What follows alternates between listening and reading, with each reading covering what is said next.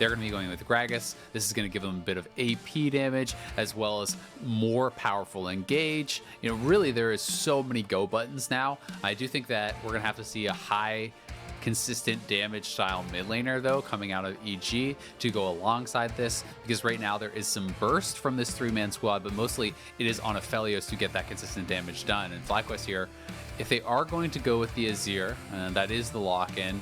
Now, there are a number of options here that we could see Jizuke going towards. I do think Victor can work if he wants to be able to go to a side lane later on and play that type of style. You can farm out pretty evenly against the Azir, and also you are a high DPS style of mage in that later stages. There are assassins and kind of more aggressive picks if you really want to go at it for the 1v1, but I do think that then you run the risk of not having enough damage come team fight time. Yeah, I'm looking at his sort of lifetime most played champions like LeBlanc, Talia, Echo, Zoe, Ryze, Galio, Azir. Then Orianna is the first sort of in-meta teamfight mage who I think has the consistent damage output, and it's way down the list. Ooh. So they're hovering onto an Ezreal. It's going to be locked in. Ezreal so mid. Some flexibility here. Let's go, Ezreal. This is actually really, really crazy. I'm expecting it to just be an AD style build, which does make your damage profile fairly one-dimensional. Yes, there is some magic damage coming through from Gragas and whatnot, but there's not so many tanks over on FlyQuest that it's necessarily going to be an issue. It's possible it could be AP. I can't say I've seen AP Ezreal mid in a really long time. So this is really interesting. This is definitely a pick that he has prepared for playoffs specifically. I can't even remember the last time I saw Ezreal mid in competitive play. I mean, the last time it was popular was back with like Runeglaive, right? When you went the jungle item in the mid lane, which was what, 2-3 years ago, something like that. So really interested to see how well he can actually, you know, play this out. Obviously, there is the ability to try to actually trade from range and to poke away at the Azir. If the Azir uses his Q forward, you can shift in past those soldiers and look for an aggressive trade back onto Power of Evil. So Power of Evil is really going to have to be careful about how he uses his cooldowns in this matchup. Yep, well, Jizuke's on Conqueror, so I'm expecting AD Ezreal to be the pickup here. I double-checked. There are no lifetime games for Jizuke in pro play on Ezreal. This is very, very first. And you said, hey, what kind of economics does this guy have? His champ pool is very large. Well, first time in pro, Ezreal mid comes through. We're expecting to be AD. We have seen things like Kennen go Doran's Blade into AP later, but really expecting AD Ezreal here. And Jizuke's going to show us something fun. I'm really excited. So he did sell the call. He decided, no, he's not going to go that crazy. He is going to stick with the Doran's Blade. More tried and true here. This is going to be really, really interesting. I'm going to kind of be learning alongside the viewers here, as this is not something I have really been seeing at all. Would be interested to know. It's not spiking in solo queue or anything either. Yeah, exactly. This is just Jizuke said, this is a champ I want to go for. It's honestly, it makes me think of Boy. I know Boy plays some Ezreal mid. I remember seeing him play that in Twitch Rivals and some things like that. So no idea if he's taking a page out of his book, but perhaps the kid making his return in spirit form, you know, inspiring Jizuke. Yep, absolutely. Like, it's fun, like, you know, being at my computer at home, because I can look up, like, okay, you know, what are some good, like, stats checking websites to look for? So I'm like, hey, show me some Ezreal Pro builds, and there's just nothing in mid. Yep. Like, across solo queue, I haven't seen any games from anyone that's not an AD carry playing it as an AD carry. So, hey, good on Jizuke. I want to see if it's good. Good luck on you. This doesn't seem like his type of pick, by the way, right? It's not a dedicated split push. The wave from that champion is not phenomenal. It is teamfight damage output and poke. It also does put EG fairly physical heavy. Now, Ezreal is a bit mixed overall. He's, you know, a good 30%-ish magic from the W, E, and R, all being reasonably meaningful sources of damage output, but it really does mean that Centaur and Ignar and Viper can all pretty easily stack armor. Yeah, I mean, you're going to see a lot of tabbies on a number of these members. You know, you can see full tank with armor stacking from Santorin. You can see easily things like, there's a little engage happening on the bot side. First to 2, that's the big thing, right? Is you need to back up before the third melee minion dies, where it's level 2. It doesn't mean that much damage. The follow-through is not super huge, but it is still a couple hundred damage dealt, and it forces the potion off of Wild Turtle. Yeah, I think that's the key thing there, getting that potion out. But yeah, I mean, on set, you can very easily do things like Bramble and Tappies and then go into kind of more core items. Those types of builds work very, very well. So I'm going to be interested to see if it does force that out, or if Viper is still going to want to build more for that 1v1. Because if he is just going Blade of the Rune King set, that type of build still, if you show up to team fight against double marksman, you are going to be very, very susceptible to getting focused down. Well, in the very early game, Jizuke gets a 2 CS lead off of the first 3 waves, 17 to 15 as those all drop down. Kumo gets a knockup, gets a grasp proc, does some decent damage, but as we kind of expect, Viper has the early push lead. And Ornn is a magic damage heavy champion, and honestly, because of his percent health damage scaling, can threaten champions sometimes, so maybe Viper won't quite be allowed to armor stack. I'm not sure. I don't know if I expect him to go Merc Treads, but it would certainly help the matchup, though it might not be great for the overall game state. We'll have to see what kind of choice he makes there. As a fight towards the top side, Spencer gets over the wall and goes, wait a second. Oh, he gets the smite! Gets the smite, and Torun walks away, getting almost nothing from the camp despite doing all the work. That was probably 10 HP or less. It was so low, and Santorin didn't actually have his smite available, so that's pretty annoying. Svenskeren slides in, does take that away, and we'll be able to retreat to his Krug so he can farm that up. But yeah, I mean, if Viper wants to build for the 1v1, you know, he can go Bork and Merc Treads and these types of things and you know, Triforce and just try to go purely for that. But if he wants to act like a pseudo tank, you can go the more kind of tanky builds with some early armor and Sterix and these types of things and just try to beef up to allow freedom for Power of Evil and Wild Turtle to get damage done in the team fights, because there's a lot of damage already between the Azir and the Xayah. And it's also mixed damage profile, right? You have pretty much pure magic from the Azir, pretty much pure physical from the Xayah, so things can be looking very nice as far as that does go. Yeah. Also got to keep in mind, you know, how good the engage is for these squads, right? J4 plus Rakan, very solid engage, and even stronger engage, honestly, over on the side of EG between Ornn, Gragas, and Nautilus. You can pretty much start a fight whenever you want. All right, watch for the engages then. Yeah, I know it can be annoying to have to be the first engage as Ornn, but as follow-up, he's absolutely phenomenal, and you've got a Gragas or Nautilus to make that happen. So, does look like EG's comp can definitely execute pretty well. Fighting over the top side right now. Big punches, a lot of damage. Kumo has to burn his E to escape at this point. I think we're going to see TP out of the top laner, as Viper doing pretty comfortably up at the top side. Has a very big CS lead. And actually, yeah, Kumo's healthy enough, it looks like, with just enough here. Fit his Bramble Vest and should be able to wave clear, but I got pretty low off that fight. It was a bit of a silly trade, to be honest. Maybe he's trying to threaten that, hey, the jungler could be up here, you know, I'm fighting aggressively, you got to watch out type thing. But, you know, taking those trades, it's so easy for Set to win out on, you know, as long as he's able to actually get a decent haymaker off. It almost is never going to go in your favor. You pretty much have to take a quick trade where you proc the brittle and then immediately run away, because any sort of extended trade will just go more and more in the favor of the Set when you're playing Ornn.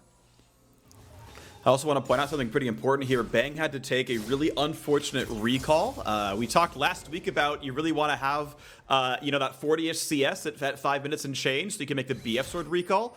He was forced back, though, lost the entire wave under his turret. Wild Turtle gets BF sword.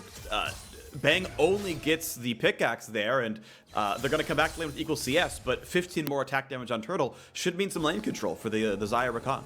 That's going to be feeling really good for them, you know, having that better recall, as Santorin and Svenskeren are going to see each other here. You can see Jizuke threatening to move over. Jizuke does also have the ultimate to join in if there's any sort of gank that happens in that bot lane or any types of fights like that. So something that they'll have to watch out for a little bit is that kind of global presence of the Ezreal, so to speak. Yeah, I mean, and with enough lockdown, like that true shot barrage, yeah, it's easy to miss, but if they're stunned for 4 seconds, maybe you land that one a bit more, and that's a nice 300 damage of the top that can help find you lethal. Something to watch for. Santorin gets the second red buff spawn without much issue, and we'll wait to see if the Drake gets attacked before too terribly long. We're 1 minute away from Rift Herald coming up. And again, I'm expecting FlyQuest to have control over bottom lane. I mean, Bang doesn't have great recalls here. Like, he can pick up boots or something, realistically, but you know, he's doing the Infinity Edge build. It's not like you can stack up a long swords and feel good about that. So yeah, boots and a dagger gets a ward. Like, it does close the gap somewhat. The item deficit now is arguably the items are stat-wise stronger for Bang, but Turtle should still have some lane control, should be able to shove in bot. And realistically, is losing a few seconds. He's a little bit late to shoving that wave in, but it doesn't really matter. It'll deny, yeah, a couple of farm from Kumo, but as we mentioned, 8-minute Rift Herald is going to be on the map, and Bang is recalling to make sure you can be there for it. So that's going to be the response, right? Just make the move earlier, buy as much as you can to be as strong as you can. But yeah, I mean, if you can't get the BF early, it can be pretty difficult to actually save up to wards. It's a very, very expensive item. Zeyzal is just going to help push this in. This is less about the gank and more just about resetting that wave so that they can actually move up and start this Rift Herald. And Jizuke does have TP. They have their top laner, Kumo, down in the bottom lane where he can actually be pushing out this wave. And if a fight breaks out, he can still join with TP. So EG do want to play this a little bit slow, force FlyQuest to be the ones to make the move because Kumo is already in a good position. I would honestly like to see Kumo just push in another wave and force EG to be getting an advantage just through the denial of those minions. Yeah, if he AFK'd it right there, it would simply just push towards him and become a freeze. If he shoves it, obviously they just crash into the turret early. He has a chance of going for plates if he has demolished, things like this. And yeah, absolutely no one is bot lane. That entire wave, in fact, it's 2 waves right now, crashing into the bot lane turret that Viper is not getting. This turret's going to watch Santorin, make him not going to do too much there. They are doing damage to the Rift Herald. The rest of the squad is showing up. Jizuke right now is on a recall. He has burned his ultimate, but he does have TP if he is needed. Oh, this can reset. Now Shelly runs out of patience. Here comes the double teleport in. Will this be a fight that they can make? Can they get damage here? As they look for the knockup, they don't quite find it, but the double knockup on the backside there, Ignar and Santorin are split up. And Jarvan is running low on health. One more attack will do it. First blood comes through. A huge chunk comes through for Viper. And that means Zeyzal drops now as well.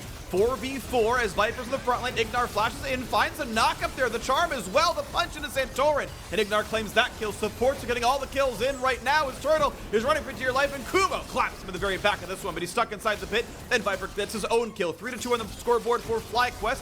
As Bang has corralled them, though, with the turret up there. These health bars are very, very low. Shelly is helping. It's a 3-on-3 because the damage is coming across, and Viper is 2 autos from dead. But Jizuke cannot run away. PoE needs one more auto attack. One more auto attack past that one. He's trying to get away, but Santorin is here, and the kill comes through. Bang answered one, but Shelly has changed sides and claps down that 5th and final kill for FlyQuest. FlyQuest coming out way on top on this. It was a nice initial move towards the Rift for EG, but can Zeyzal get back in time? He can, but it's going to be too little too late. That one just felt like EG, had it in their hands and actually couldn't hit their abilities. I was watching Jizuke largely throughout this fight. It just felt like he was straight up missing almost everything.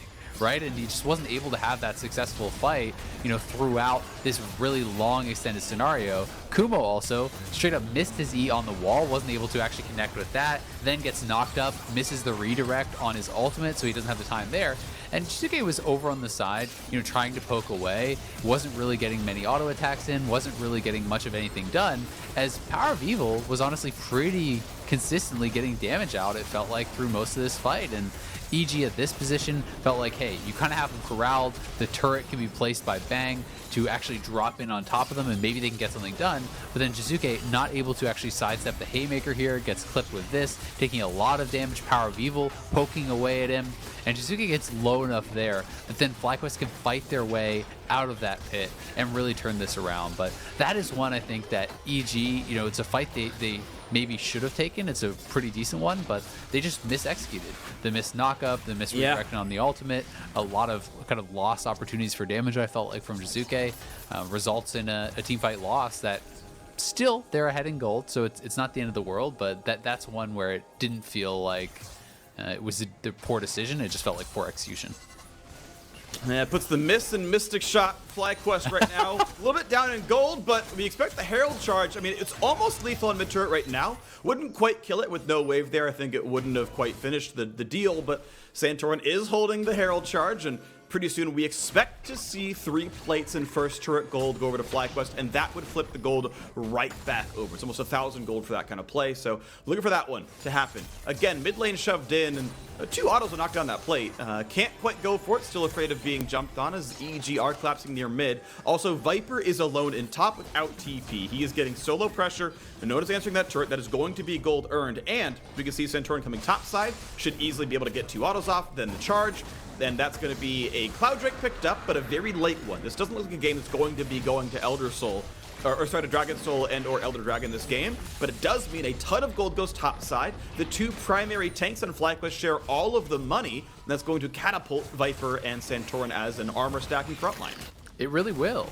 And the sad part for Kumo is, off of that lane swap, it was actually really intelligent because he got a plate and actually completely caught up in farm. So, you know, he had pulled right back even into that matchup or even ahead prior to that Rift Herald fight. But not only do they take the Rift Herald, Viper picked up 2 kills, 3 assists in that fight, then gets all that turret gold from the first tower.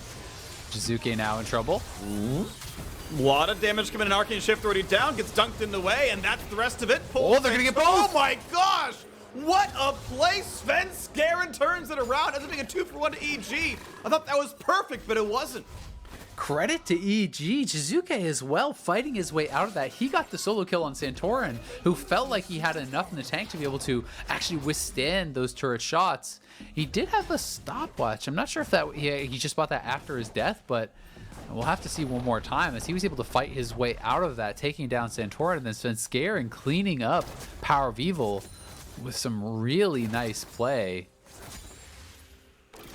Yeah, if that's a convincing stopwatch, should have been available by that point in time. So you can watch that fight yet again, and they just kind of try to burn the Arcane Shift, right? No shuffle comes in, just trying to force it out. Yeah, so they do actually force that out. Santorin then goes in. He's tanking up this tower, but Jizuke lands everything in this one. That final Mystic shot plus the tower shot going through to actually kill him off. Sven Skaren coming through, and even if that Mystic shot hadn't actually hit, Sven Skaren was throwing his ultimate over towards Santorin to make sure that he did fall down there. So EG ended up going 2-for-1 in what was a FlyQuest initiated play, and we are still sitting dead even in gold despite all the craziness in this one. As you mentioned stopwatch, it was actually a really huge deal if it was popped. Like, that turret wouldn't have heated up so much. The only reason PoE even died was it was like a 5-attack turret, which means it was fully charged, dealing double damage to champions every attack because it hit Santorin so long. If you stopwatch that, it doesn't deal double damage to PoE. He gets body slammed once, then walks away unless you know, Sven can get his cooldowns back up for the next wave of it. So really, really meaningful there if he was able to cast that, but again, I wasn't sure if he had an inventory. I think he did. I think he had enough assists for the convention stopwatch to be available. So that seems like a small misplay. I think he thought he had the durability and was just slightly wrong on that one. End of the day, 2-for-1 to EG. Still a very close game. 300 gold lead to FlyQuest. Cloud Drake lead to Evil Geniuses. I would say Ezreal is one of the very best Cloud Drake users. Getting that ulti cooldown faster and then getting the flat cooldown resets off the Q. Really meaningful.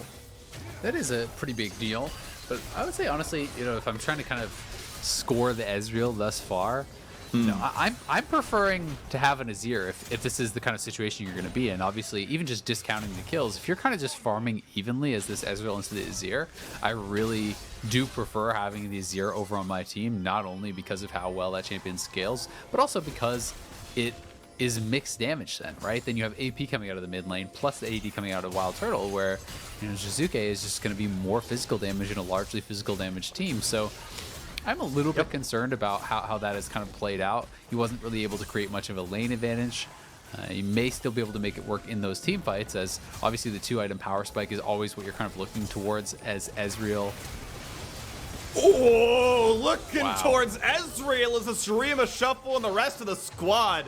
No chance for reactions, 3-on-1 kill. That was clean from FlyQuest. There was actually no way to react, shift, flash, do anything. As Turtle now will flash away. Good play.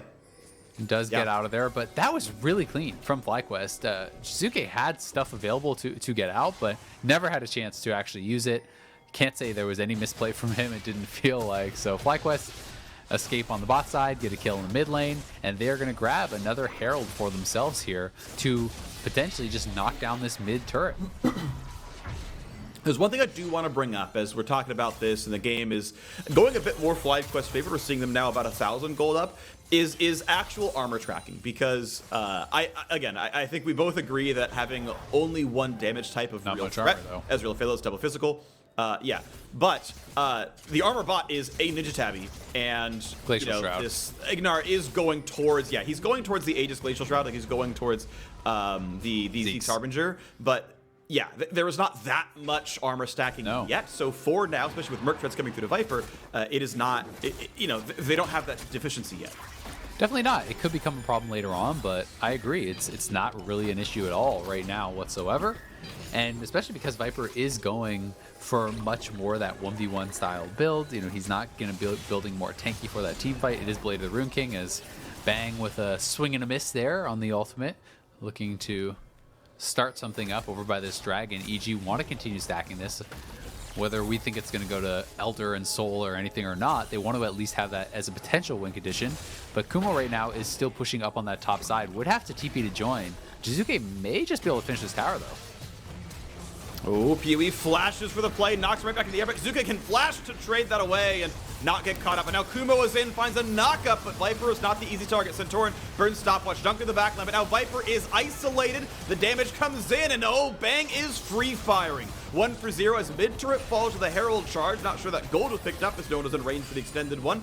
But as PoE puts up his own turret, this fight will stop. Mid lane outer falls, the kill comes through to Evil Geniuses. Should be EG getting the dragon, because Santorin is actually back in base. They can just rush this. Svenskeren stayed healthy enough that it will be the second dragon going the way of EG. So Kumo TPing in, barely survives. They get the kill. They do end up taking that objective right after it also. And this really is that downside of this build that Viper's going for. I really feel like Blade of the Rune King is being heavily overvalued on set. It is a great item if you want to stay in that side lane and actually just split push and 1v1. But when you show up to a team fight, you're simply not getting enough auto attacks off to really get the same amount of value out of something like the Blade of the Rune King that you would from Asterix or those more purely tanky items. Right? And this is the issue that so many times when I see in pro people building that Blade of the Rune King, they're actually not spending their time in the side lane. They're not creating their advantages in the side lane. They're just building side lane items and then going for a team fight where they're then simply less effective. Yeah, and you can see it definitely hurt him there. I mean, that fight was reasonably close. You saw Kumo limped away with, 3% health left on that bar, and you get a little bit more time for PoE or Turtle to free fire, and that fight maybe does look different, but end of the day, he died really quickly, and then they could turn their attention to the rest of the backline, who was, also pretty squishy here. Items are coming through. We're seeing Wild Turtle go towards his Zeal upgrade.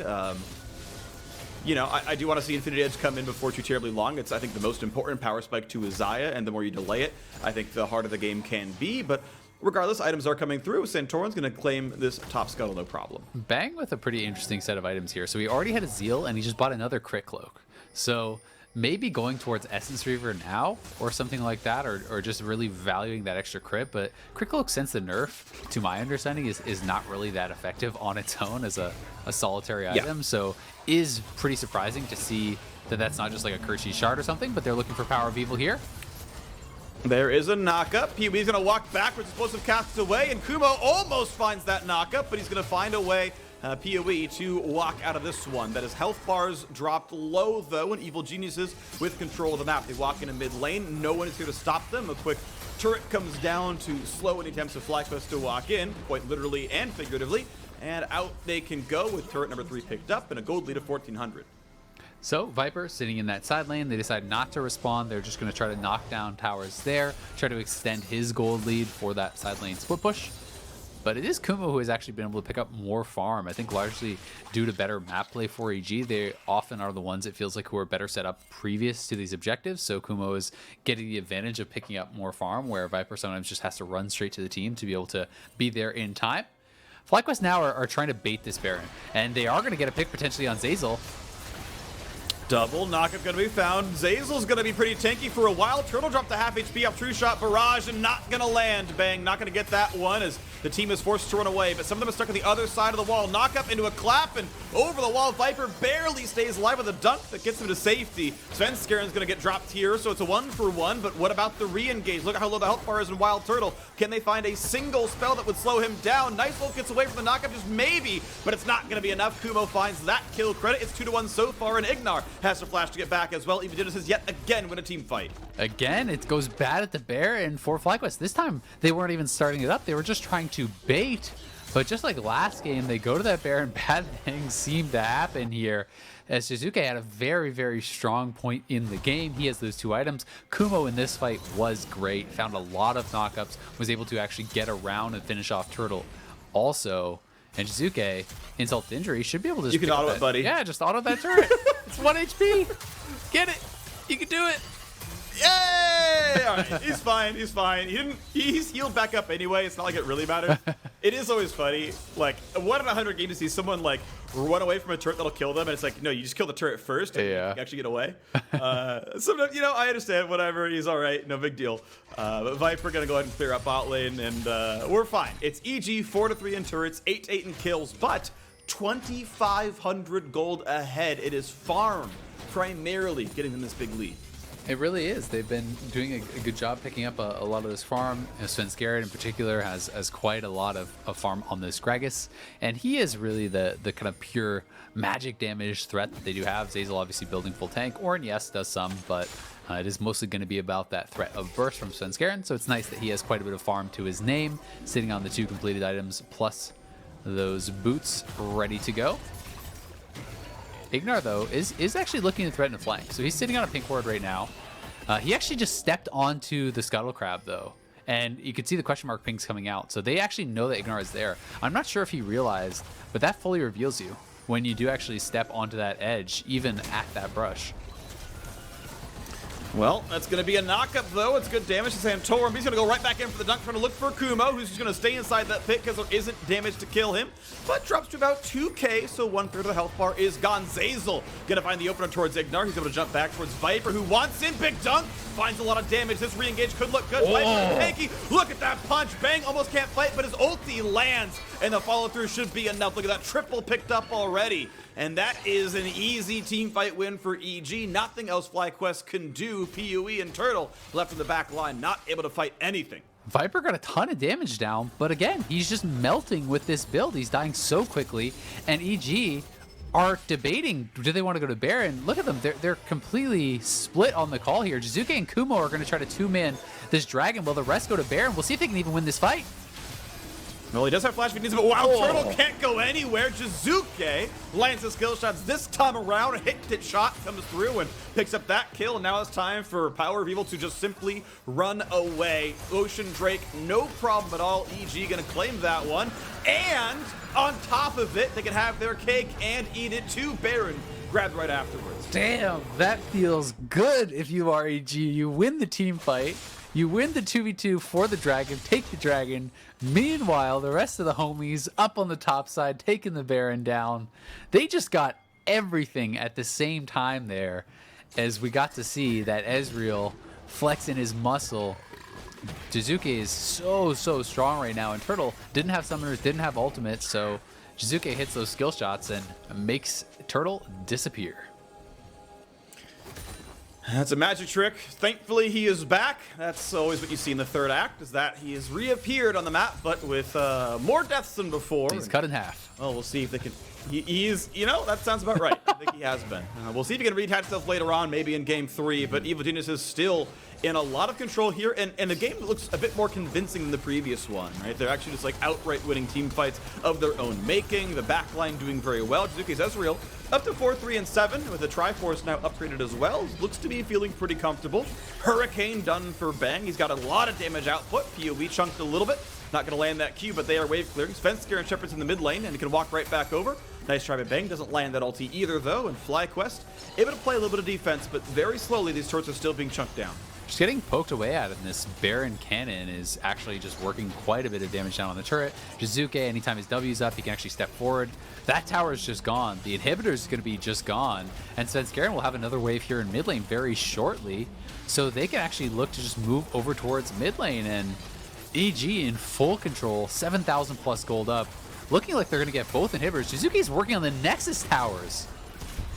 And meanwhile, the rest of the squad is working on champions as the second inhibitor turret's going to fall. The second inhibitor going to drop here as well. Still over a minute left on the Baron buff. The question is, do they keep sieging or do they take the reset off the last minute? And right now, it's going for the Nexus. Gold in pockets, Baron in hand. First turret dropped low. FlyQuest must fight before this other turret falls. Finally, the trigger is pulled. Some knockups are found, but do they have the backline damage? So far, they do not. Viper, again, forced to stopwatch. Double knockout comes through for the Ornn, and bang, just simply picks up the kill yet again. Viper unable to accomplish in these team fights. Kuma looks at the knockup, doesn't quite find it, but the turret now down to half HP with less members to defend. Pee-wee goes back to the fountain to heal back up. Now the Nexus is laid open. FlyQuest must fight. The Nexus is falling. Stopwatch used by Svenskeren, still hitting it though, without ever being killed or stopped or anything. Evil Genius has knocked down the Nexus with